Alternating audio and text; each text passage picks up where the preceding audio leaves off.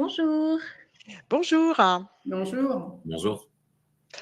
Bonjour à toutes et à tous. Donc, aujourd'hui, nous sommes réunis autour de cet écran pour parler d'hypertension. Et si votre tension était trop élevée sans que vous le sachiez, l'hypertension est souvent appelée l'ennemi silencieux.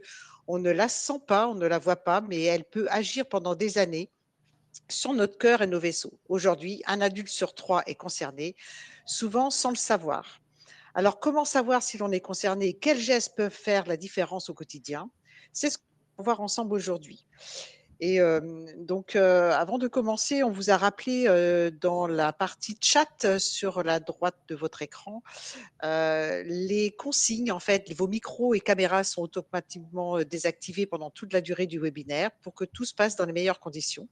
Si vous souhaitez poser des questions, utilisez uniquement la fonction Q et R que vous voyez aussi sur votre écran et en bas à droite précisément. Et nous essaierons d'en reprendre un maximum en fin de session et réservons plutôt la fonction chat pour communiquer sur éventuellement des soucis d'ordre technique, par exemple de son si vous nous entendiez plus.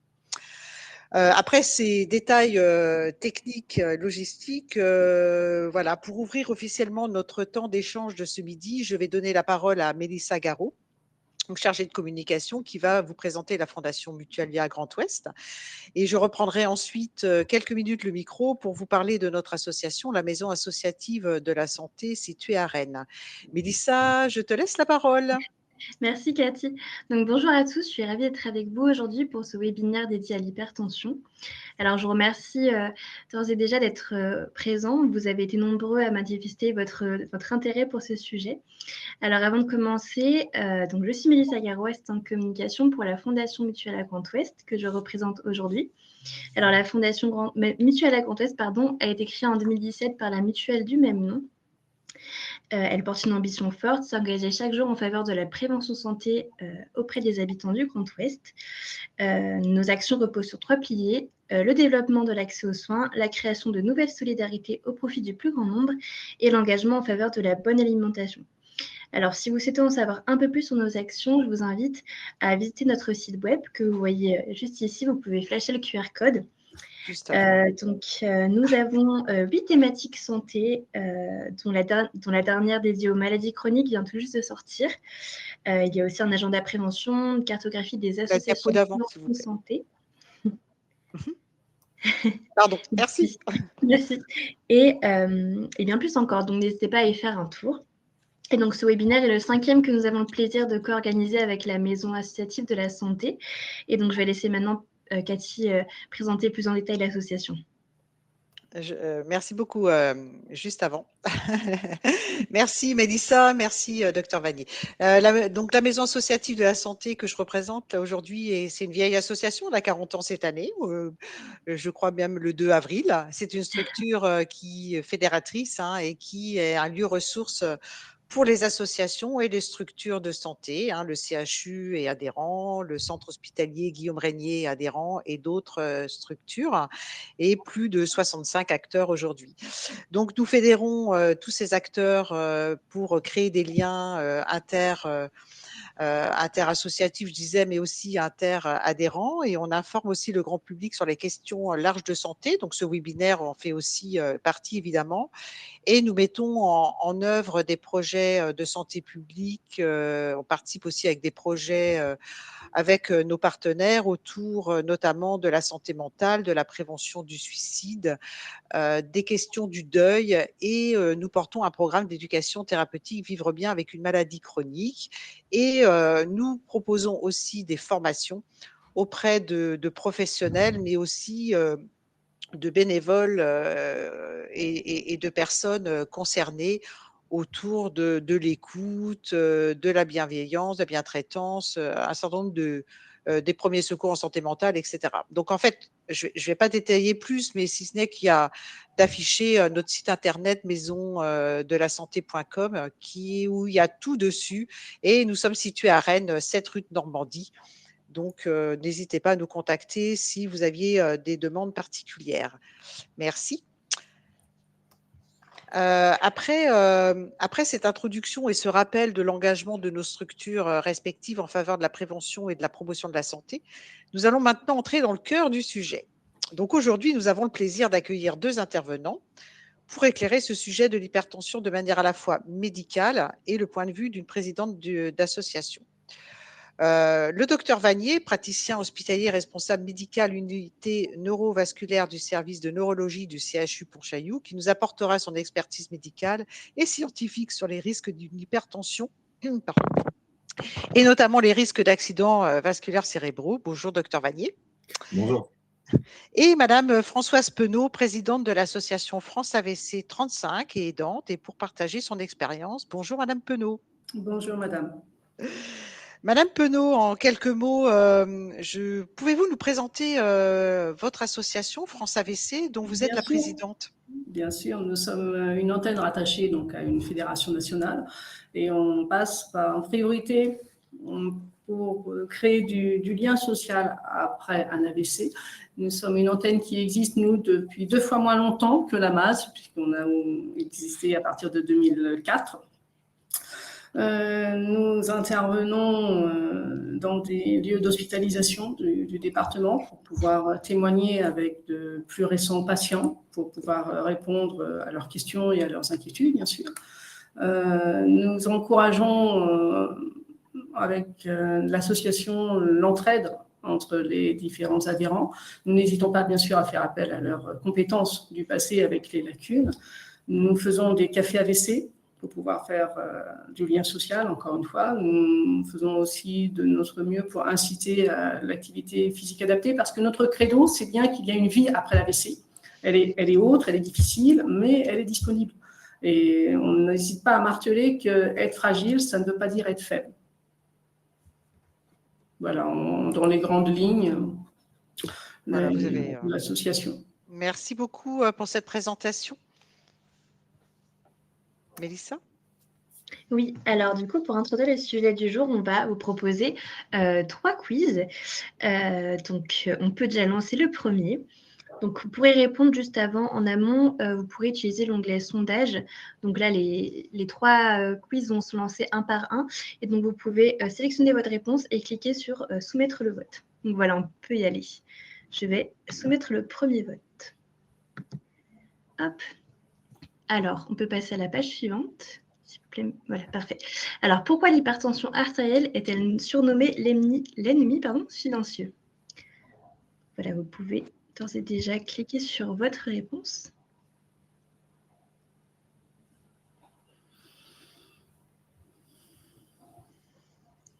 Alors, pour l'instant, 3 votes.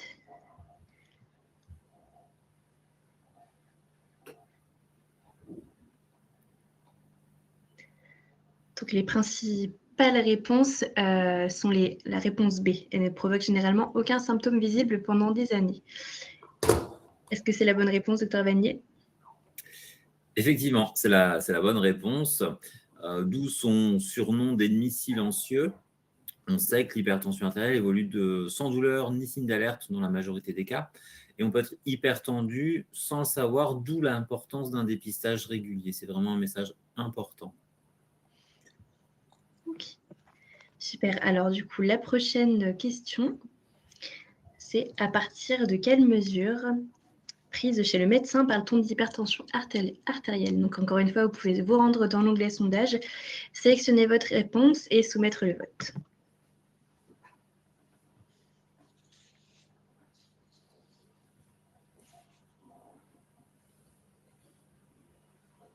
Alors là, c'est un peu plus... il y a 2 réponses la B et la C sont un peu plus plébiscitées.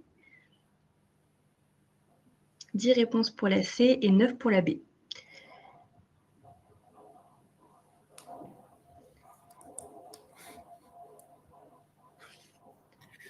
Et donc, c'est la réponse B. C'est la réponse B, 14-9. Là encore, c'est un message important. 14-9, c'est souvent considéré comme une tension normale. Or, on parle d'hypertension à partir de 140-90 mm de mercure, et souvent on abrège pour faire des centimètres de mercure, ce qui fait 14-9.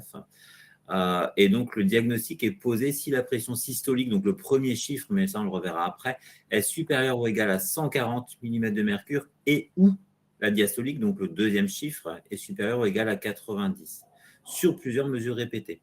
À domicile, et ça, on le préconisera, le seuil est encore plus bas puisque la tension est prise dans des conditions de repos. Et donc, on est sur des valeurs moyennes à 135-85. D'accord. Alors, on va passer maintenant à la dernière question du quiz. Pardon. Quel changement alimentaire est le plus efficace pour réduire la tension artérielle? Encore une fois, onglet sondage, sélectionnez votre réponse et cliquez sur soumettre votre vote.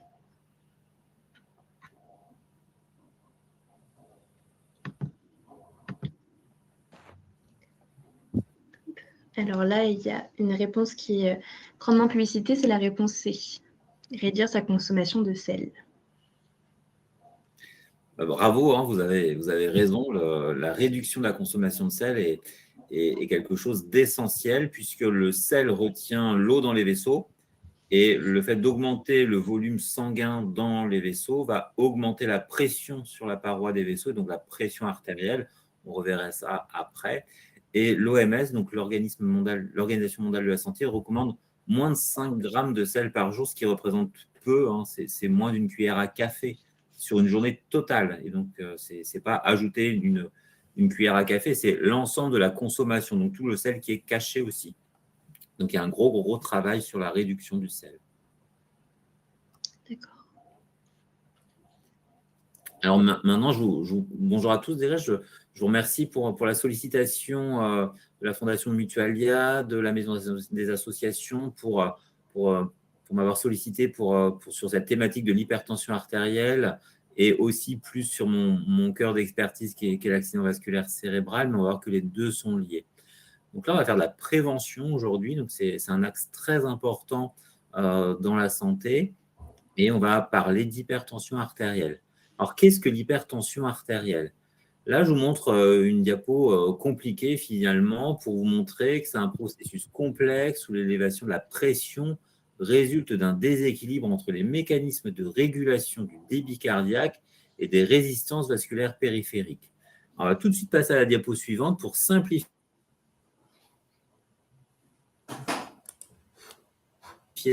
cette qui résulte sur les parois d'un vaisseau. Il faut considérer un tuyau d'arrosage qui sont les vaisseaux. Et dans ce tuyau d'arrosage, il y a une pression sanguine qui se met en place, comme si on avait une pompe à vélo, et qui est le cœur, en fait. Et donc, la tension sur la paroi du vaisseau va être la pression artérielle. Et donc, si la pression est trop forte tout le temps, le tuyau s'abîme, se rigidifie et finit à l'extrême par se boucher. Alors, l'hypertension artérielle, elle est gérée par de nombreux mécanismes avec de nombreux organes, le cerveau, le cœur, le rein, les vaisseaux. Et donc, l'hypertension artérielle résulte de déséquilibre de ces systèmes de régulation, puisque la pression artérielle, elle évolue constamment au cours du temps. C'est comme le courant électrique dans les fils électriques. La tension n'est pas tout le temps la même, elle varie au fur et à mesure. C'est la même chose pour la pression artérielle. Et donc, ces systèmes d'équilibre de la pression artérielle vont être la cible des médicaments utilisés dans l'hypertension artérielle, qu'on reverra plus tard. Alors, les chiffres clés. Je pense que ça, c'est un message important.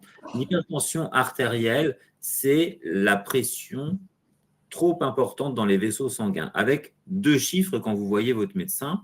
Le premier chiffre correspond à la pression lorsque le cœur se contracte, ce qu'on appelle la systole, et le deuxième chiffre correspond de façon assez schématique à la pression lorsque le cœur se relâche, la diastole. Et donc, quand on prend la tension avec différents systèmes, on va avoir 2 chiffres apparaître. Là, sur la diapo, vous voyez 120-80. Le chiffre en haut, c'est la pression artérielle systolique. Et le chiffre en bas, c'est la pression artérielle diastolique qui correspond à 80. Et souvent, on dit 12,8. On aime bien maintenant parler en millimètres de mercure, et donc ça fait 120-80. Par exemple, si chez votre médecin, vous avez 10,5, 7,5, ça fera 105, 75 de pression artérielle. Et on va définir l'hypertension à partir de ces chiffres. Alors, les chiffres clés, et on parlera d'hypertension artérielle lorsque la pression artérielle systolique, donc le premier chiffre, est supérieur ou égal à 140 mm de mercure et ou le deuxième chiffre supérieur à 90 mm de mercure. Donc, on peut très bien être hypertendu avec, par exemple, 145, 75 mm de mercure ou, autre cas de figure, 130, 99 mm de mercure ou troisième cas, 165, 97. Toutes ces situations sont des situations d'hypertension artérielle. Et puis après, on va grader l'hypertension artérielle en fonction des chiffres. Donc là, je vous les montre sur un tableau. Bien évidemment, plus les chiffres sont hauts, plus on parlera d'hypertension artérielle sévère. Il ne faut pas confondre, il ne faut pas se dire qu'un chiffre à 18 est plus grave qu'un chiffre moyen à 150. Quand on est hypertendu, c'est de l'hypertension et donc ça reste quelque chose de sévère. Alors, plusieurs méthodes pour prendre cette pression artérielle. Au cabinet, chez votre médecin, par exemple avec un appareil gonflable et une colonne de mercure. On peut faire avec un appareil automatique, c'est ce que vous voyez à droite. Et donc, théoriquement, quand on fait au cabinet médical pour parler d'hypertension, c'est à 2 reprises, pas le même jour, dans des conditions de repos, pas de stress. Alors, c'est très bien, hein, quand on va voir un médecin, on est toujours un petit peu stressé. Il peut y avoir un effet blouse blanche, donc la tension va monter naturellement. Et puis, je sais qu'en pratique, lors de mes consultations, je ne prends plus la tension artérielle parce que les patients sont toujours un petit peu stressés à l'idée de venir à l'hôpital. Ils n'ont pas trouvé de place sur le parking, ils arrivent un petit peu en retard, ils ont couru, ils sont essoufflés. La tension va être haute, c'est normal. Ce qui est important, c'est de savoir comment est la tension au repos. Et donc, je ne prends plus la tension. Ce n'est pas par fainéantise, c'est parce que ce n'est pas utile. Alors, ce qu'on recommande désormais, ce sont les automesures tensionnelles. C'est-à-dire que le patient prend sa tension par lui-même à domicile. Et donc, on a établi la règle des 3, c'est-à-dire qu'on prend la tension 3 fois le matin, 3 fois le soir, pendant 3 jours. Et puis, on va obtenir une série de chiffres et il faut faire la moyenne de tous ces chiffres. Donc, vous aurez tous les chiffres systoliques, les chiffres diastoliques, et on fait la moyenne des systoliques, on fait la moyenne des diastoliques. Au total, on aura une moyenne globale et on va obtenir un chiffre, 2 chiffres. Et si ces valeurs sont supérieures ou égales à 135 et ou 85, on parlera là aussi d'hypertension artérielle. Et donc ça, c'est un moyen très important de détecter l'hypertension artérielle. Alors, on parle d'ennemis silencieux parce que l'hypertension artérielle, elle est, dans la plupart des cas, asymptomatique. J'aime bien cette image de l'iceberg parce que on voit, quand il y a un iceberg, on ne voit qu'une partie. Mais ce qui est le plus dangereux, finalement, c'est tout ce qu'il y a en dessous, tout ce qu'on ne voit pas. L'hypertension, c'est la même chose.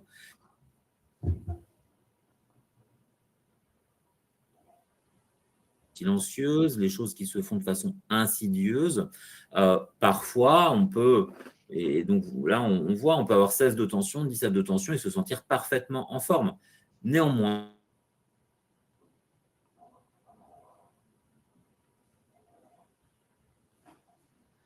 Des petits soucis de réseau, je pense, du côté du docteur Vanier. Oui, vous m'entendez? Oui, parfaitement. Mais ça coupe de temps en temps, par contre. Ok, alors, on va essayer de gérer au mieux. De temps en temps, on peut avoir quelques symptômes quand il y a de l'hypertension artérielle, mais finalement, ce sont des symptômes qui ne sont pas très spécifiques. Des maux de tête, des douleurs thoraciques, des vertiges, parfois une sensation de difficulté à respirer, parfois des nausées, des vomissements, des troubles visuels, parfois de l'anxiété, une sensation de confusion, des bourdonnements dans les oreilles, des saignements de nez.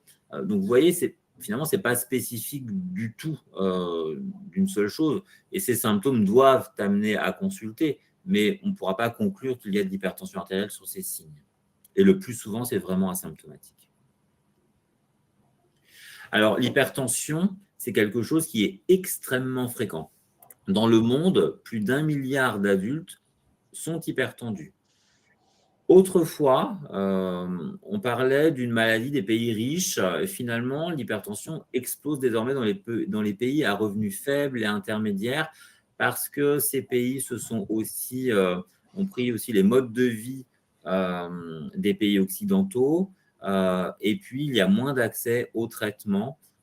Et donc, on voit que l'hypertension est un fléau mondial. L'hypertension augmente de façon linéaire avec le vieillissement. Plus on est âgé, plus on a de risque d'être hypertendu. Et après 65 ans, plus d'une personne sur deux est hypertendue, mais on peut très bien être hypertendu à 40 ans, 50 ans et même plus jeune. Parfois, il faut faire des bilans spécifiques, puisqu'il y a des causes particulières d'hypertension quand on est jeune, mais on peut être hypertendu n'importe quand et à n'importe quel âge. Et puis finalement, la répartition entre les hommes et les femmes est assez similaire. Il y a un petit peu plus chez les hommes plus jeunes, mais globalement, c'est assez similaire. On sait que l'hypertension artérielle, il y a un véritable défi mondial de santé. 50% des personnes hypertendues ignorent qu'elles sont hypertendues. 50% des personnes qui sont hypertendues ne sont pas traitées. Et 50% des personnes qui sont traitées n'atteignent pas les objectifs tensionnels cibles. C'est-à-dire que le traitement il n'est pas adapté ou suffisant. Donc, on a beaucoup de travail tous ensemble pour prendre en charge cette hypertension. En France, finalement, on retrouve les mêmes données. Un adulte sur 3 au niveau de la population française est hypertendu.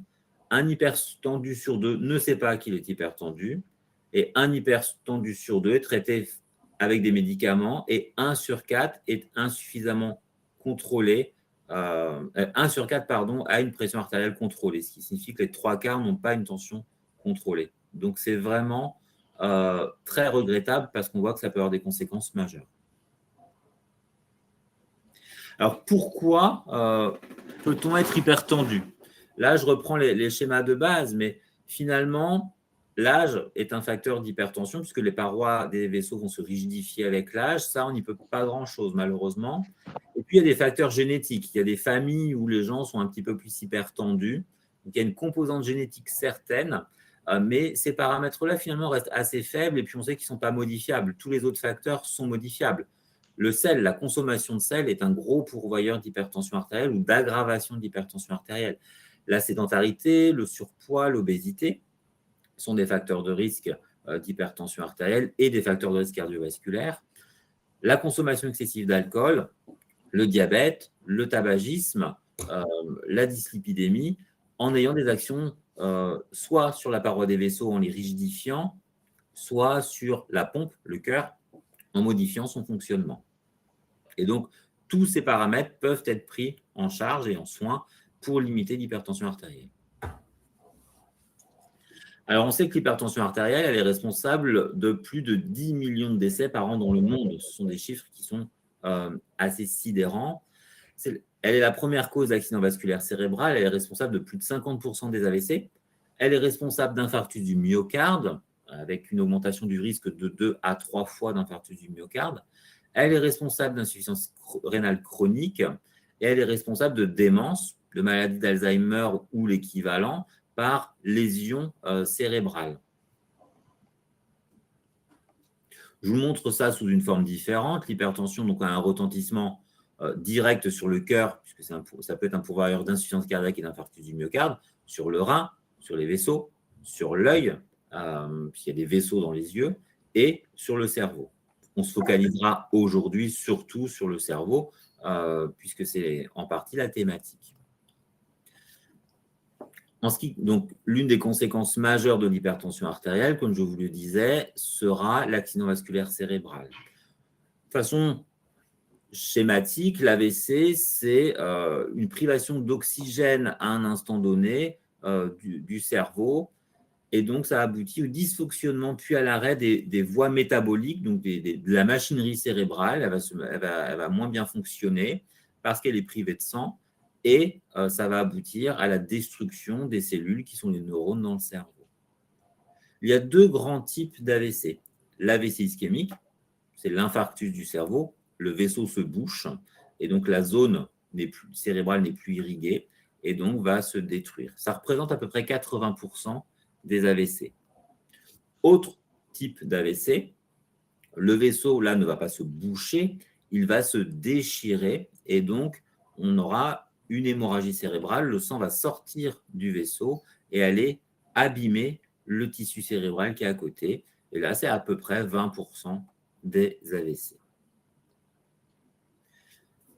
Un point important, puisqu'on parle de prévention, c'est l'accident ischémique transitoire.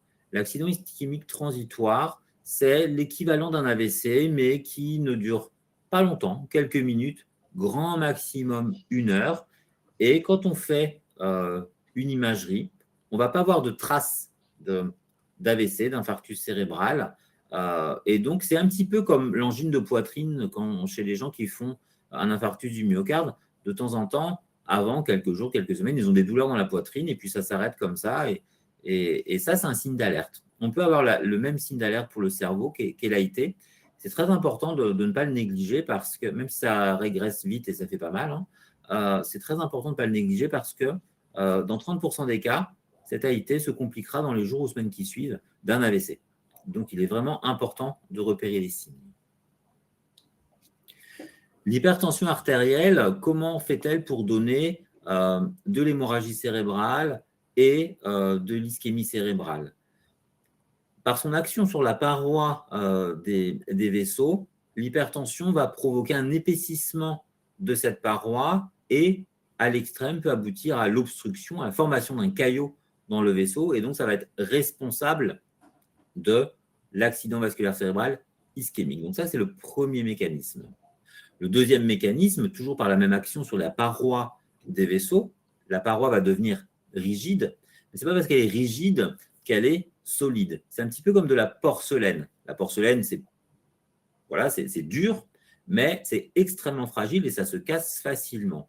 La paroi des vaisseaux cérébraux, quand il y a de l'hypertension artérielle, est un petit peu du même type, et donc elle est solide, mais fragile, et donc elle peut se déchirer à cause de l'hypertension artérielle et donner l'hémorragie cérébrale. C'est pour ça qu'il y a les deux types d'AVC avec l'hypertension artérielle. Alors l'AVC, c'est quelque chose de fréquent et de grave. Je suis désolé pour ce listing, l'objectif, c'est absolument pas de vous effrayer, de vous faire peur, mais c'est aussi la réalité des choses. L'AVC, c'est la première cause de handicap chez l'adulte. C'est la deuxième cause de démence après la maladie d'Alzheimer et c'est la troisième cause de décès en France et désormais, c'est la première cause de décès chez les femmes. En France, il y a un AIT toutes les 20 minutes et il y a un AVC toutes les 4 minutes. Et donc, c'est extrêmement fréquent puisqu'une personne sur 6 fera au cours de sa vie un AVC. C'est grave parce que 3/4 des survivants ont des séquelles. Alors, les séquelles, ça peut être de toute nature. 25% des patients auront malheureusement une dépendance pour les actes de la vie quotidienne, se laver, marcher, manger. 50% des patients auront un épisode dépressif, seront fatigués après un AVC, ce qui peut être un handicap relativement important. 25% ne reprennent pas leur activité professionnelle. C'est quelque chose de notable quand on sait que les AVC peuvent survenir aussi quand on est en âge de travailler et dans la vie active. Et l'AVC est responsable d'un décès toutes les 15 minutes en France. Je vous présente ces chiffres d'une façon différente. La Bretagne et l'Ouest est une région qui est fort représentée pour l'accident vasculaire cérébral, avec sur la carte que vous voyez à droite, les Côtes d'Armor qui sont l'un des départements en France avec le taux d'AVC le plus important. Donc, il est très important que dans nos régions, nous en prenions acte.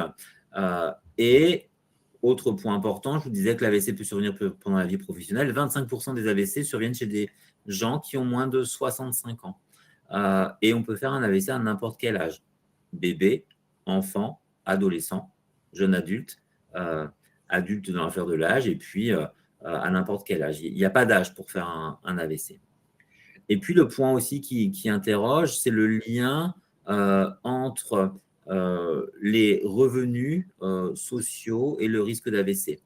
Il est démontré que malheureusement, moins on a de ressources, plus on est désavantagé socialement, plus il y a de risques d'accidents vasculaires cérébraux, parce qu'on a moins accès à la prévention, parce que la prévention n'est pas forcément la priorité dans ces situations-là, et aussi parce qu'on a moins accès à une alimentation équilibrée, à une activité physique. Donc, ce sont des mesures importantes et des choses importantes à savoir en termes de prévention primaire.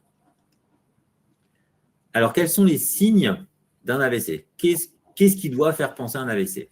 Finalement, les signes sont nombreux, complexes et varient en fonction de l'endroit où il y aura la lésion cérébrale.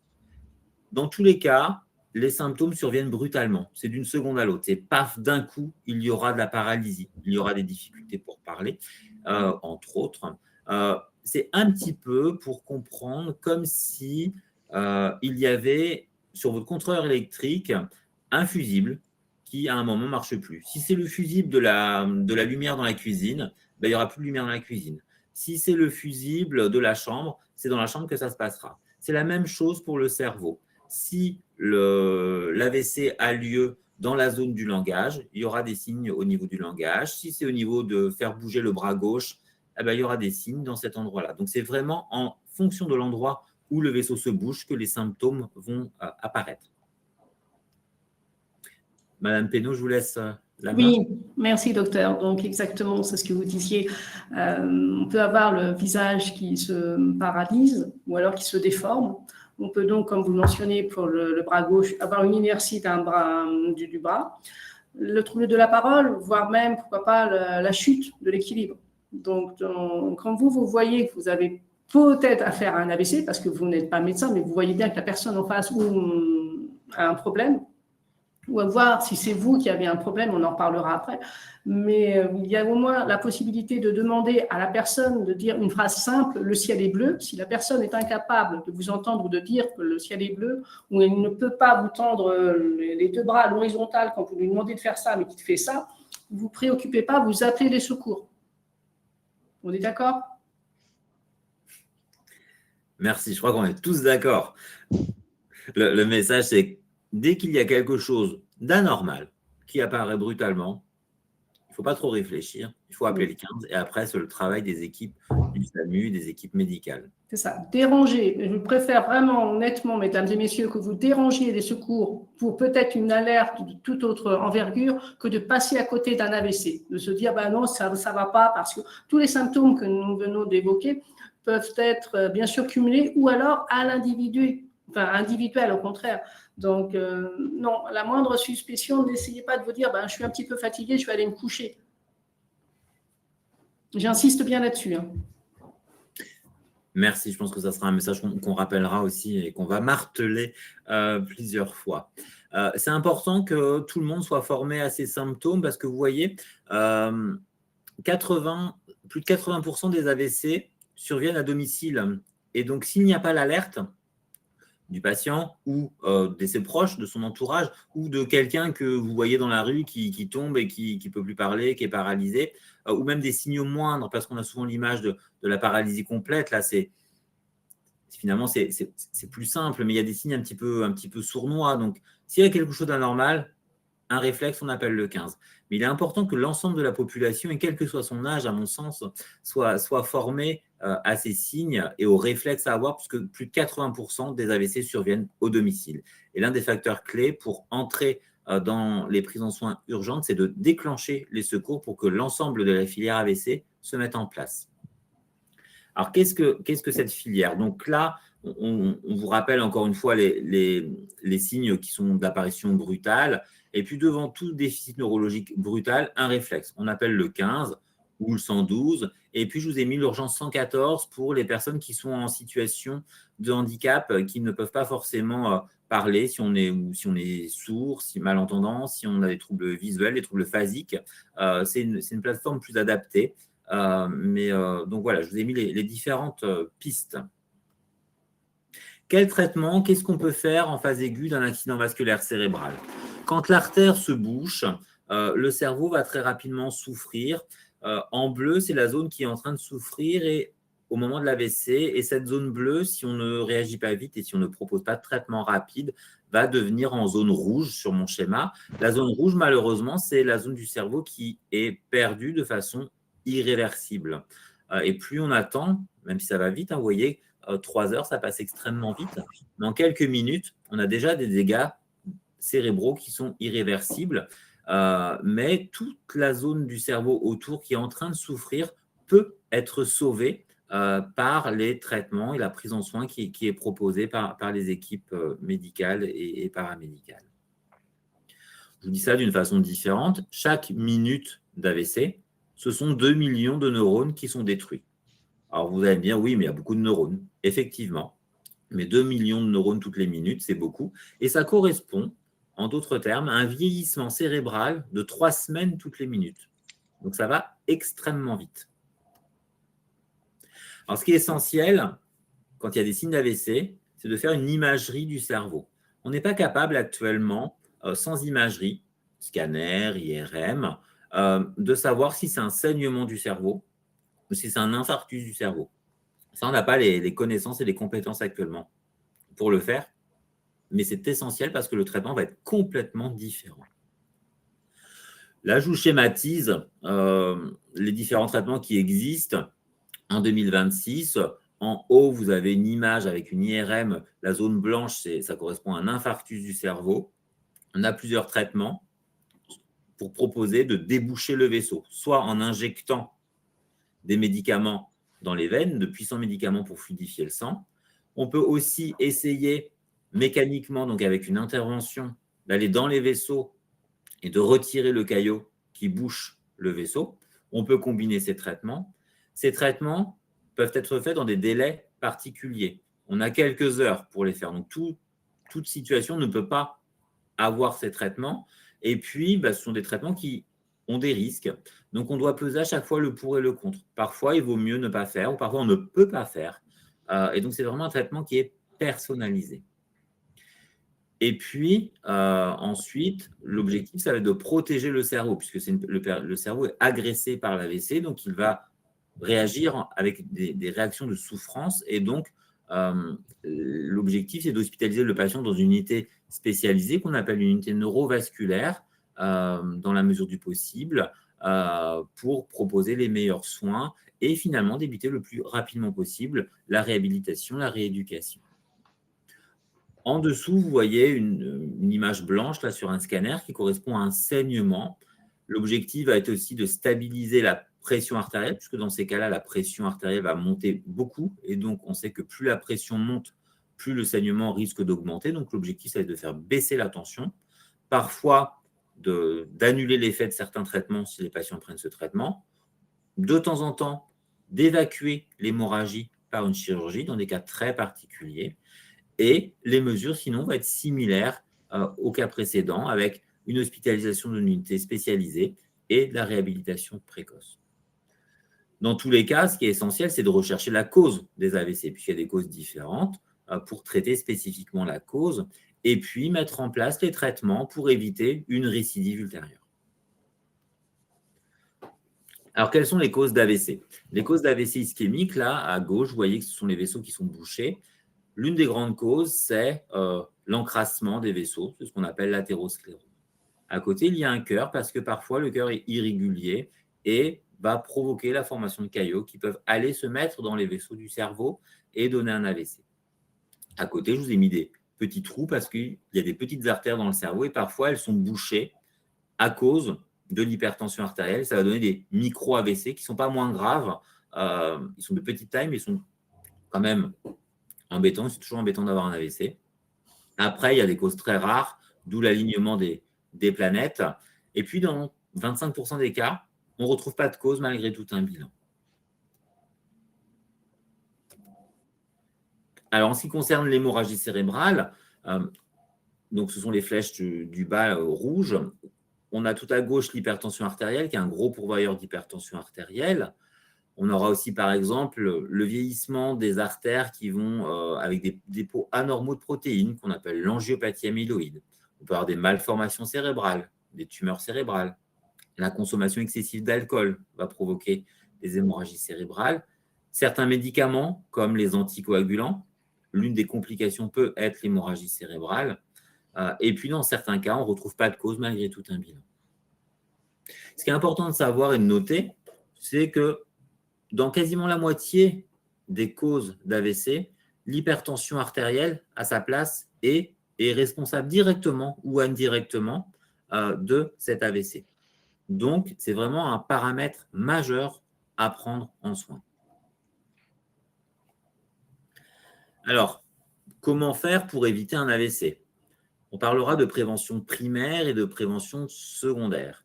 La prévention primaire, c'est avant qu'il y ait un accident vasculaire cérébral.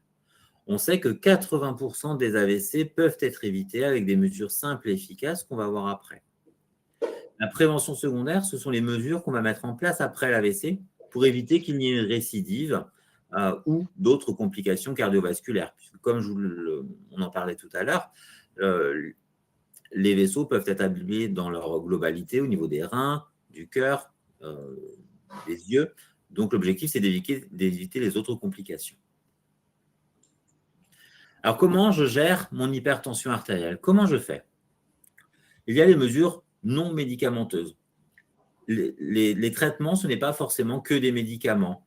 Le fait de bouger, d'avoir une activité physique, je ne dis pas faire du sport parce que ça peut faire peur de faire du sport, mais avoir une activité physique, c'est un traitement de l'hypertension artérielle. Le fait de marcher, par exemple 30 minutes de marche rapide par jour, c'est parfois aussi efficace qu'un traitement. Donc la marche, la danse, le jardinage, toute activité physique est bonne à prendre. Et puis, si on veut faire plus, on fait plus. Il n'y a pas de limite, sauf restriction particulière. Mais globalement, le fait de bouger, c'est un très bon traitement. L'objectif va être aussi d'équilibrer son alimentation. Avec une réduction massive de la consommation de sel, l'objectif, c'est moins d'une cuillère à café par jour, ce qui est très, très peu. Et attention surtout au sel caché, les plats préparés, les conserves, le pain, il y a du sel partout. Donc, c'est vraiment important de faire la traque au sel et ça ne repose pas que sur chaque individu. Ce sont aussi des mesures nationales, internationales, et puis aussi des grands distributeurs et de la production alimentaire. L'objectif va être aussi d'avoir une alimentation riche en fibres et en magnésium et un régime type méditerranéen ou DASH, c'est le nouveau nom qu'on utilise. Globalement, c'est du poisson plutôt que de la viande, des poissons gras dans la mesure du possible, limiter tous les produits transformés avec l'excès de sel. On privilégie les fruits, les légumes, les céréales complètes, les graisses saines, l'huile d'olive, l'avocat, les amandes, et les produits laitiers à faible teneur en acides gras, donc les yaourts nature, le lait demi-écrémé. C'est ce qui apparaît en vert sur ma diapositive. Et puis, on limite, en tout cas, on évite les aliments qui sont en rouge, donc tout ce qui est transformé, les sucres ajoutés, l'excès de sel, la consommation excessive d'alcool. On aura aussi un impact sur la dyslipidémie, le taux de cholestérol en ayant cette alimentation équilibrée. Et puis, je reviens sur cette diapositive, puisque finalement, ce sont les mesures à appliquer pour gérer les facteurs de risque cardiovasculaire. Le sel, on en parlait. Le surpoids, la sédentarité, on en a parlé aussi, donc on bouge. L'alcool, on limite sa consommation excessive. Le diabète, on le prend en soin parce qu'il a une action sur l'hypertension artérielle directe et indirecte. On évite de fumer. Ce n'est pas toujours simple. Il y a des mesures pour être accompagné. Pour des patients qui fument, le fait de diminuer, c'est déjà une grande étape. Arrêter, c'est difficile. Donc, on les accompagne et on propose une diminution. Et puis, progressivement, on y va par étapes. L'objectif étant à moyen terme, dans la mesure du possible, d'arrêter. Et puis, on va prendre en soin aussi la dyslipidémie, la consommation excessive de produits gras. Alors, on a dit les mesures non médicamenteuses. mais il y a aussi les mesures médicamenteuses. C'est souvent nécessaire.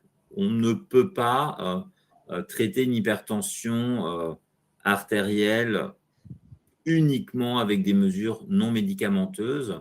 Ce n'est pas une punition, c'est une protection pour l'avenir. C'est vraiment un pari sur les 10 ans, 15 ans, 20 ans à venir. C'est de la prévention de ces vaisseaux, c'est la prévention de ces organes. Donc, ce n'est pas une punition. Ça peut être une contrainte, effectivement, mais ce n'est pas une punition.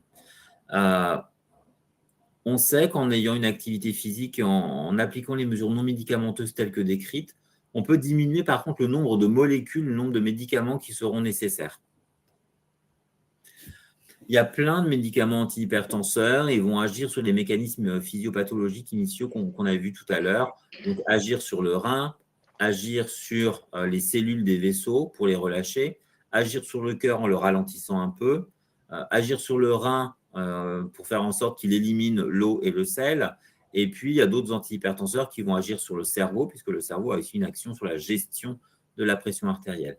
Et donc, votre médecin prescrira le traitement qui est le plus adapté à vous en fonction de votre terrain, de vos antécédents, des indications, des contre-indications.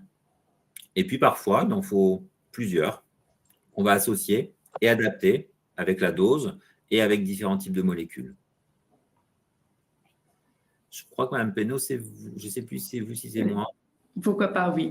Donc, je vais rebondir sur cette prévention primaire et secondaire, d'où l'importance de limiter les contraintes en faisant de son mieux pour vivre avec. Voilà, c'est pas compliqué. Vraiment, c'est pas compliqué. Et ce qui est important, réellement, mesdames et messieurs, c'est de prendre cette automesure. C'est vraiment pas très cher d'acheter un tensiomètre et de se prendre sur la fameuse règle des 3, les 3 jours, de vérifier sa tension. Ça, c'est important parce que c'est aussi prendre soin de sa santé. Je pense que ça peut aussi vous valoriser. C'est juste une question de bon sens. Et avoir ce suivi régulier, de préférence avant d'aller voir votre médecin. Donc, il faut savoir que 3 jours avant d'aller voir votre médecin, il faudrait faire cette automesure. Mais c'est, comme vous l'avez dit, docteur, c'est un pari pour l'avenir, mais c'est surtout que du gain. Vous voyez ça plus comme du gain. C'est un enjeu tellement majeur que c'est pour moi une question de bon sens que d'essayer d'inclure dans la tête des gens de prendre cette automesure. Ce n'est pas une contrainte. C'est pour vous permettre de voir grandir vos mômes, par exemple. Si vous ne voulez pas le faire, projetez-vous dans votre avenir. Déjà, ce serait bien.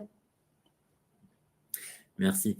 Alors, les clés de la réussite sur la gestion de la pression artérielle, c'est l'observance thérapeutique. C'est le fait de prendre des traitements. Alors, on sait que plus il y a traitement, plus c'est difficile à prendre. Donc, on favorise les associations de traitements. Parfois, il y a besoin de 2 traitements différents pour gérer l'hypertension artérielle. Il existe de plus en plus d'associations de traitements qu'on appelle des BI, voire des trithérapies. Au lieu de prendre 2 comprimés, j'en prends 1. Donc, c'est toujours plus agréable et moins contraignant. On s'adapte aussi, dans la mesure du possible, au rythme de vie du patient. Si c'est compliqué de prendre un traitement le soir, on fait en sorte de le prescrire le matin, quand cela est possible. Et globalement, on arrive toujours à trouver un compromis et une organisation qui fait que les patients peuvent prendre leur traitement. Et puis, ce qui est important, c'est aussi de comprendre pourquoi je prends mon traitement. Pourquoi le fait de comprendre sa pathologie est essentiel. Réduire sa tension de 10 mm de mercure réduit le risque d'AVC de 40%. Par exemple, si j'ai une tension à 145, 85 mm de mercure, après mise en place du traitement, des mesures non médicamenteuses, ma tension va passer à 135, 80. Ça ne semble pas beaucoup sur un tensiomètre, mais c'est énorme. On a diminué de 10 mm de mercure, j'ai diminué mon risque de 40%. Ça, c'est un gain majeur. Et puis, ce qui est important, c'est aussi d'être acteur de sa santé.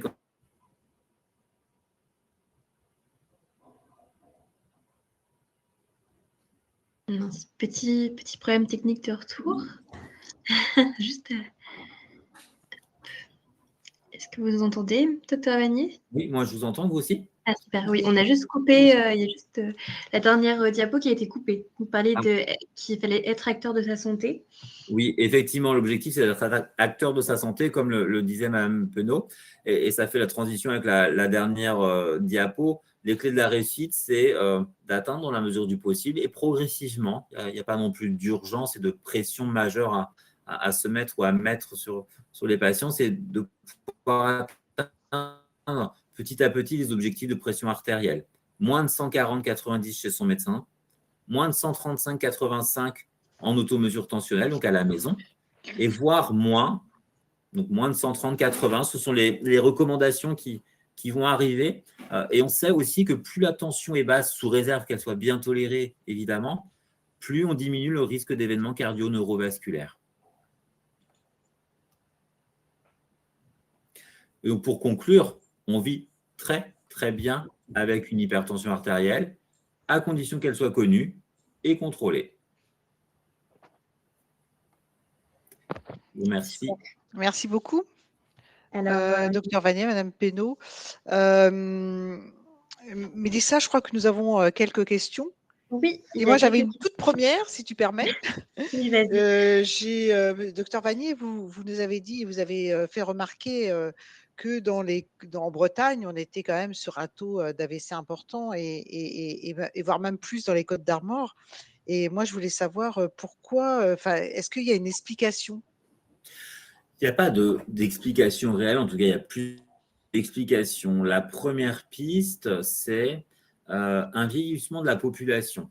La population nationale vieillit, la population bretonne vieillit aussi un peu plus et probablement un petit peu plus dans les Côtes-d'Armor avec une diminution des naissances, une augmentation de l'âge moyen. L'un des facteurs aussi en Bretagne, c'est une région qui est très attrayante et finalement, des personnes viennent vivre après leur retraite en Bretagne et donc sont plus victimes d'AVC, de maladies cardiovasculaires parce que plus âgées, en fait. Donc, c'est mécanique. Ça, c'est un facteur qui reste mineur. Le facteur majeur, c'est l'exposition aux facteurs de risque cardiovasculaire avec une population hypertendue, une problématique de consommation excessive d'alcool, clairement, qui est un facteur de risque direct et indirect d'AVC et un facteur de risque direct d'hypertension.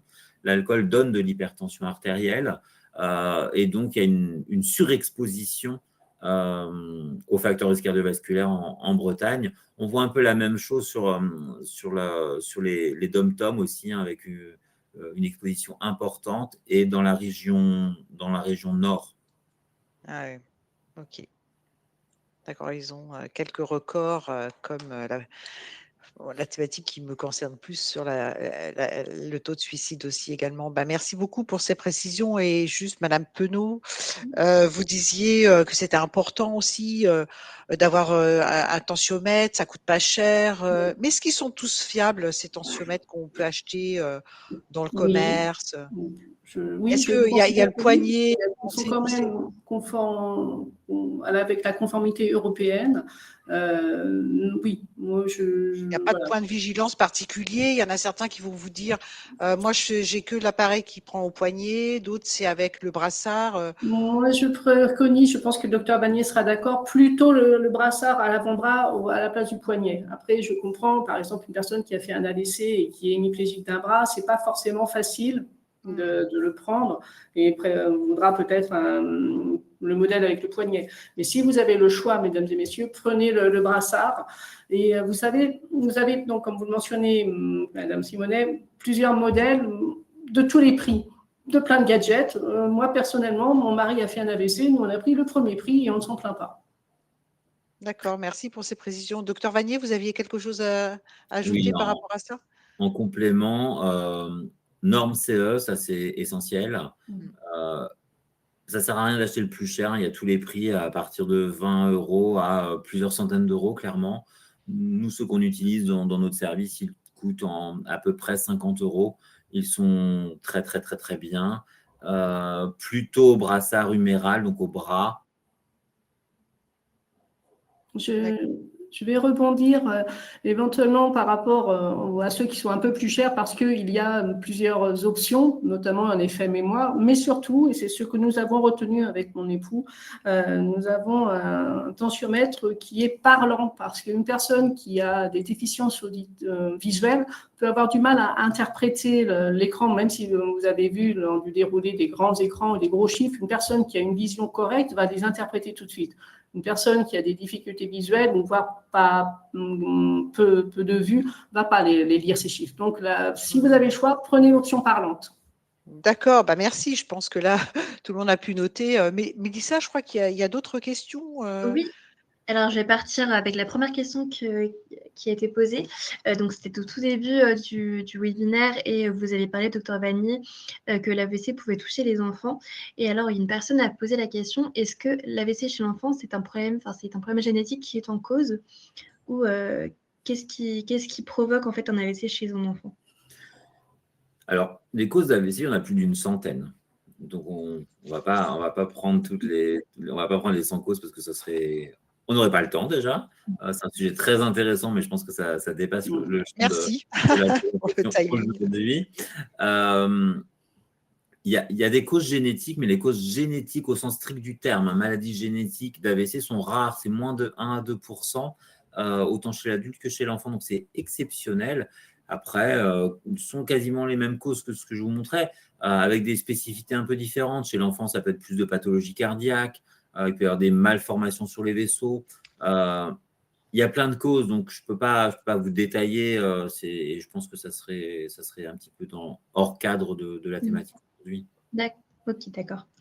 Alors, deuxième question, quand on fait un AVC et que l'on perd la parole, comment prévenir et surtout également lorsqu'on vit seul? Effectivement, ça c'est un gros sujet.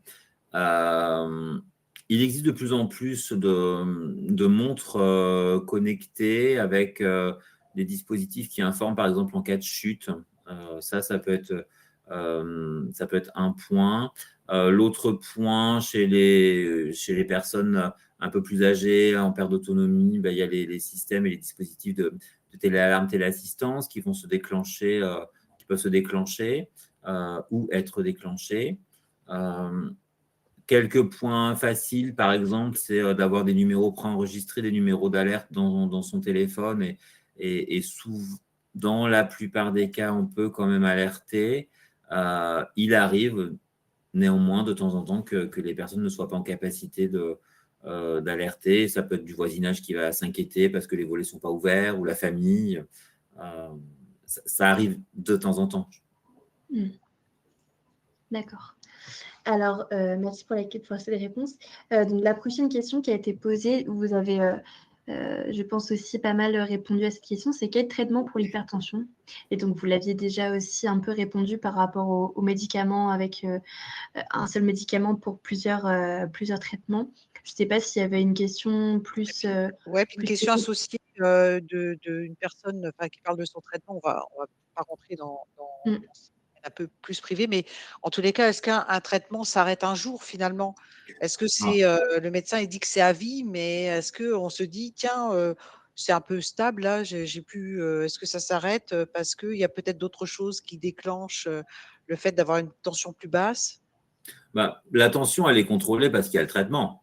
Oui. Si on arrête le traitement, la tension, elle va remonter. Donc, non, on n'arrête pas un traitement antihypertenseur, sauf indication médicale. À un moment, il peut y avoir une tension un peu basse, mal tolérée, ou un problème médical aigu qui fait que la tension va être basse. Dans ces cas-là, on suspend, mais ce n'est pas sans avis médical, ou sans l'avis de son pharmacien, mais on ne s'automédique pas et on n'arrête pas ces médicaments. Et je rebondirais, docteur, j'entends complètement combien c'est important d'avoir une famille et un entourage et des amis, mais dites-vous bien que votre cas de maladie, c'est la vôtre, c'est votre maladie. Ce n'est pas parce que votre meilleure amie vous donne un conseil parce qu'elle a un traitement et elle mange un aliment qui lui va ravir que ça va lui vous correspondre. Ce n'est pas parce que vous pouvez envier que elle m'a dit que ça fonctionnait, que ça fonctionnera avec vous. Sincèrement, faites confiance à votre médecin. Vous n'êtes pas content de votre médecin, changez-en. Mais de grâce, n'allez pas écouter Pierre-Paul Jacques et les réseaux sociaux. c'est trop dangereux, vous allez jouer à un poker, et moi, ça m'irrite un peu cette question, Madame Simonet, parce qu'avec le docteur Vanier, nous savons très bien ce que cela risque d'amener derrière une personne qui va Oui, s'attendre à la roulette russe. en tant que Simplement parce qu'il va présidente, être passif de son médicament et de se dire, ça fait 8-10 ans que j'en prends et je veux arrêter. Eh ben, c'est dommage. Sincèrement, c'est dommage. Chaque adulte est responsable, mais je trouve ça dommage. on a bien compris, et en tant que présidente de Oui. l'association, je comprends bien votre motivation assez énergique à nous dire tout ça, mais vous avez raison, effectivement. Et je vois qu'il y a d'autres questions. Tu veux enchaîner, Mélissa, ou... Oui, En complément, pardon. je pense que quand les patients se posent la question d'arrêter du traitement, ça sous-entend aussi qu'il y a une interrogation, c'est pourquoi je prends le traitement. Donc là, peut-être que les explications ne sont pas claires ou nécessitent d'être précisées. On peut aussi entendre qu'à un moment, il y a un ras-le-bol. Et donc, en expliquant les choses, je pense qu'on peut obtenir de l'adhésion au traitement. Parfois, ça veut aussi dire le traitement, il y a un autre effet indésirable, un peu caché. Par exemple, chez les hommes, parfois, il peut y avoir des troubles de la vie intime, de l'érection, qui peuvent être un effet secondaire de certains traitements. Et c'est pas forcément un sujet qui va être abordé facilement, un peu par gêne. Donc, la question, c'est j'arrête mon traitement parce que j'ai repéré qu'en fait, j'avais par exemple des troubles de la vie intime. Et donc, là, ma tension, elle est bien, donc je vais arrêter le traitement parce que la vie intime, c'est quand même important. Voilà, donc il faut creuser, je pense, de temps en temps quand il y a ces questions-là. Ça prend du temps. Parfois, on n'a pas la réponse tout de suite. Alors, prochaine question. L'hypertension ne provoque pas que des AVC, elle peut aussi agir sur les reins. Cette question. Quels sont aussi les autres problèmes de santé concernés? C'est le schéma que j'avais mis tout à l'heure. Donc, ça agit sur le cœur directement, ça agit sur le cerveau, sur le rein, sur les artères, par exemple, des jambes, sur l'œil. J'ai pas oublié l'organe cible de mémoire. Oui, rein, cœur, cerveau, œil. Oui, il y a une question associée, je me permets, Mélissa. Après une thrombose de l'œil, y a-t-il plus de risque d'un AVC, par exemple? Ça dépend un petit peu de la cause de la thrombose de l'œil. Je ne pourrais pas en faire une généralité. Ouais. Parfois, la thrombose de l'artère de l'œil est un signe d'AVC ou d'un terrain à risque d'AVC ou d'une maladie des artères qui peuvent être un petit peu diffuses. Mais une thrombose, ça veut dire caillot, en fait, dans notre jargon médical. Une thrombose peut très bien être un caillot dans les veines, et donc dans les veines des yeux, et ça sera complètement différent. Donc, je ne peux pas aller plus loin dans l'explication. Très bien. Alors, il y a aussi, vous n'avez pas parlé du stress comme facteur déclencheur. Comme facteur déclencheur de quoi? D'AVC? D'hypertension? L'hypertension. D'hypertension ou d'AVC, je ne sais pas. Alors, ce n'est pas précisé.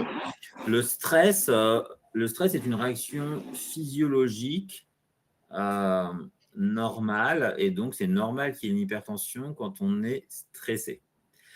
Il faut bien se rappeler, on ne se rappelle plus, personne n'était là, mais les hommes préhistoriques, ou si par exemple vous voyez un tigre dans la rue, normalement il y a une petite réaction de stress, ce n'est pas un endroit où on doit avoir un tigre, et si on vous prend l'attention à ce moment-là, je peux vous garantir qu'elle va être très haute, elle va être à 18, 20.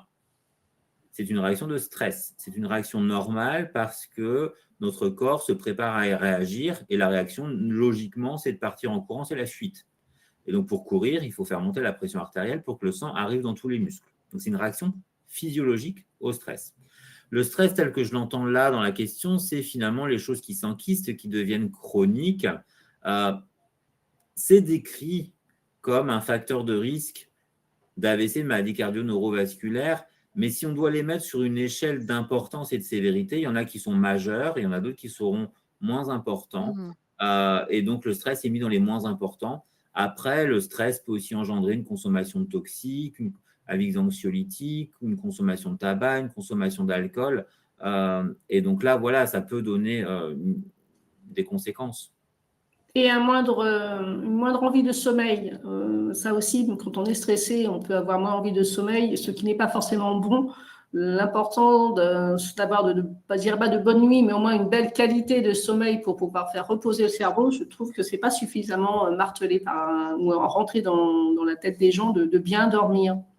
Ne pas rester scotché, scroller sur son téléphone portable jusqu'à 2 heures du matin quand on doit se lever à 6 heures, que ce soit pour aller au travail ou à l'école. Oui, la qualité du sommeil est un paramètre important.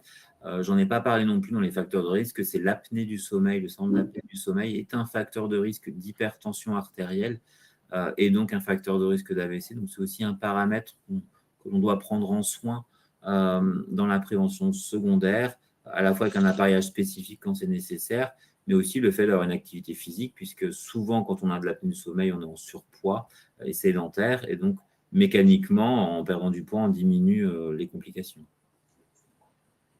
D'accord. Alors, une autre question. Ressortir une forte pression au niveau de l'œsophage peut-il signifier une hypertension? Cela dure quelques minutes et c'est oppressant. Pardon. C'est ce que je montrais sur la diapo avec l'iceberg. Il y a plein de symptômes différents. Donc, si la personne témoigne là d'une sensation d'oppression thoracique, j'aurais tendance à dire qu'il faut consulter son médecin. Je pense qu'il faut consulter son médecin parce que ça dépend de l'examen clinique, de l'interrogatoire, ça peut être plein de choses. Les signes que j'ai décrits là, ils sont totalement aspécifiques. Donc, je ne conclurai pas hypertension artérielle sur ça. Ok, d'accord. Alors, il y a une autre question, déjà, qui nous remercie de la présentation qui est très claire. Et y a-t-il une équivalence des ordonnances d'un pays à l'autre lorsqu'on se déplace à l'étranger? Alors, normalement, quand on fait une prescription médicale, on doit la faire en DCI, en dénomination internationale, ce qui permet de voyager d'un pays à l'autre et d'avoir des médicaments d'un pays à l'autre. Ce que je conseille quand même, et c'est quand même plus pratique, c'est quand vous voyagez à l'étranger, vous prenez votre ordonnance avec vous et ensuite, n'hésitez pas à faire une copie ou une photo dans votre téléphone pour l'avoir.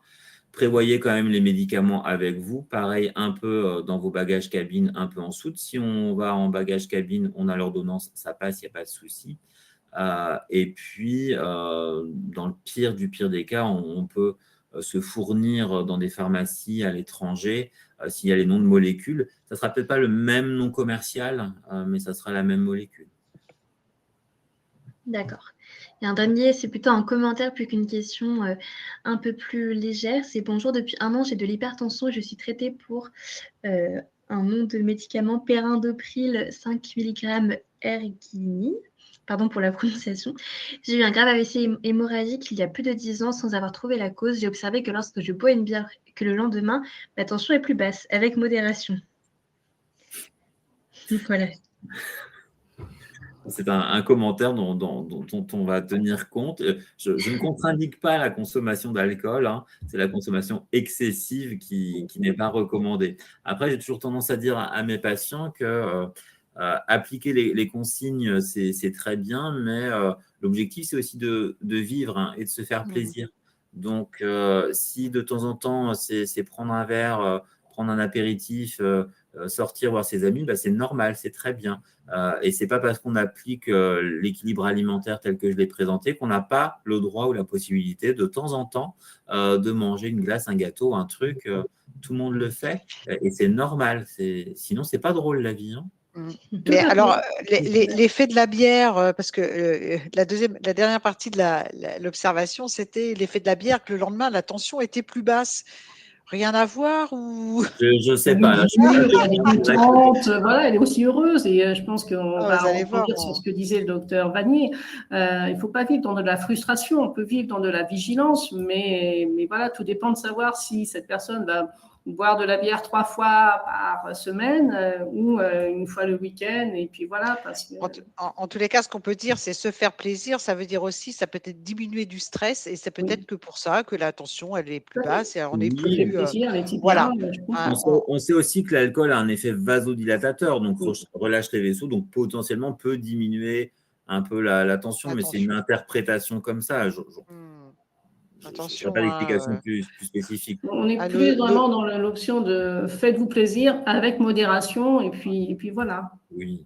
nos auditeurs vont sortir du webinaire et aller s'acheter des packs de bière, mais nous ne serons absolument pas responsables de la Du tout. Vous assumerez, c'est pas vraiment le message qu'on évoquait, mais voilà, pourquoi pas? Chacun est disponible. Merci. Est-ce qu'il y avait d'autres points, Mélissa? Je ne pense pas. Je crois que j'ai fait le tour des questions, il me semble. Il y a peut-être une nouvelle question. Non, c'était avoir les diapos. diapos. Alors oui, on va effectivement vous On va vous transmettre un lien sur lequel vous pourrez directement accéder au diapo et le télécharger. Juste dans l'onglet chat. Ça tout de suite.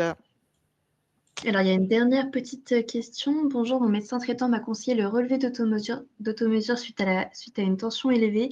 À son cabinet, j'ai parfois des mesures assez hautes, 143, 112, 150, 100, mais une moyenne de 135-85. Elle m'a dit qu'il était trop tôt pour un traitement. Je fais de l'apnée du sommeil. Donc, pas mal de... Il y a une question? Oui, c'est ça. D'accord. Bon, la tension, en fait, c'est ce que je disais, elle peut être fluctuante. Donc, c'est bien pour ça qu'il faut en prendre plusieurs et faire la moyenne. Elle peut être à un moment un petit peu plus élevé, un moment un petit peu plus basse. Donc, ce qui est important, c'est la moyenne. Là, je pense que la proposition d'observation faite par le médecin est une bonne attitude parce que 135-85, on voit bien que c'est un peu limite. Peut-être que dans 3 mois, 6 mois, en refaisant des mesures, soit ça restera stable, soit ça commencera à monter.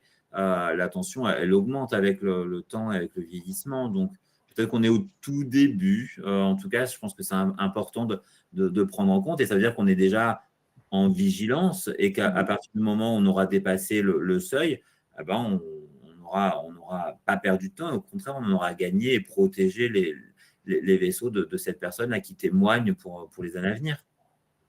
Donc, c'est très bien. En fait, tout le monde devrait faire des automesures. Il ne faut pas arriver après la bataille, il faut être là avant. Okay. Merci pour ce message de prévention.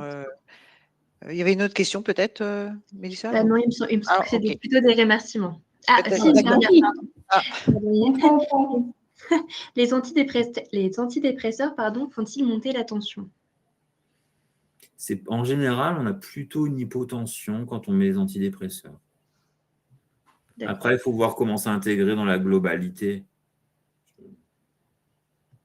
D'accord. Donc, en fait, n'arrêtez pas votre antidépresseur sous prétexte que peut-être que vous faites de la tension non plus. Ayez un dialogue avec votre médecin quand même. Oui, le message global, je rejoins Mme Penaud, hein, c'est en aucun cas on arrête des traitements, en aucun cas on joue à l'apprenti sorcier, c'est un conseil médical, pharmacien éventuellement si vous êtes proche de votre médecin, ils sont de bons conseils, mais pas d'arrêt de traitement comme ça sans conseil médical. Donc là, il y a une question, enfin plus une observation, je crois, Mélissa, sur j'ai une tension un peu élevée, supérieure à 140, mais toujours 80, 85, mais pas de médecin. Donc je pense que cette personne n'a peut-être plus de médecin généraliste.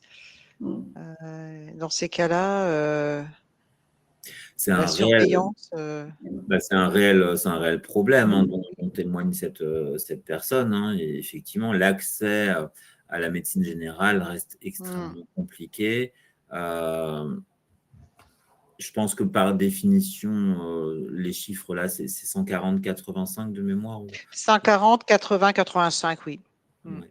Donc c'est vrai qu'en auto-mesure, ça commence à faire un peu trop. Je n'ai pas malheureusement de solution miracle pour trouver des médecins généralistes. Je sais que de temps en temps, la CPAM peut essayer d'orienter, mais c'est vrai que l'accès aux soins… les CPTS aussi, oui. Après, c'est vrai qu'effectivement, comme vous avez dit, ce sont… je veux dire, s'il y a un souci, un doute, quel que soit, on appelle le 15. Oui. Même si on se sent moins bien, même si on n'est pas en train de faire un AVC, quoi. Mais effectivement, le 15 est à la fois là pour la gestion de l'urgence, mais aussi pour l'orientation. Et donc répond et oriente vers le système de soins ou le professionnel de santé le plus adapté à ce moment-là. C'est vrai que ça ne s'intègre pas dans un suivi au long cours, mais pour la gestion de la problématique aiguë et urgente, le 15 est le bon recours. Très bien. Moi, j'ai l'impression, là, Mélissa, qu'on est arrivé au bout des Oui, questions. oui, moi Il y aussi. a une diapositive, si vous voulez bien, docteur Vanier, vous aviez mis pour aller plus loin, peut-être des informations, des informations, des ressources sur lesquelles vous pouvez aussi vous appuyer pour aller un peu plus loin même si ce webinaire était très complet, très précis. Donc voici, il y a des choses qui apparaissent sur l'écran. Bien entendu, on vous a mis aussi dans le chat que ce lien, ce diaporama sera accessible. Vous pouvez aussi copier-coller le lien qui vous a été mis dans le chat. L'enregistrement aussi vous parviendra. Donc je pense qu'il est l'heure de conclure. En tous les cas, merci à toutes et à tous pour votre présence et votre attention tout au long de ce webinaire, de vos remerciements aussi que nous prenons avec beaucoup de plaisir. Un grand merci également à nos intervenants, docteur Vanier pour ses Merci. explications précises et accessibles, Madame Penaud aussi pour votre témoignage en tant que présidente et toujours sincère et éclairant. Enfin, merci à la Fondation Mutualia, non seulement pour son engagement en faveur de la santé, mais aussi pour son soutien financier à la réalisation de ce webinaire. Donc, un grand merci. Nous espérons que ces échanges vous auront permis de mieux comprendre l'hypertension et ses risques et surtout mieux agir pour votre santé. On est acteur de sa santé, comme ça a été dit. Et je vous souhaite une très belle journée à toutes et à tous. Et on vous donne rendez-vous alors en juin, un sujet tout à fait différent. Comment aborder le sujet de la sexualité avec mon enfant ou mon adolescent. Voilà, très bonne journée à tous. À bientôt. Merci. Je beaucoup. vais également par remercier les intervenants à mon tour. C'était très intéressant. Merci. Et merci Cathy aussi à la Maison Merci, Institut Mélissa. de la Santé pour nous aider à réaliser des webinaires toujours aussi intéressants. Bonne journée à tous. Au revoir. Au revoir. Au revoir.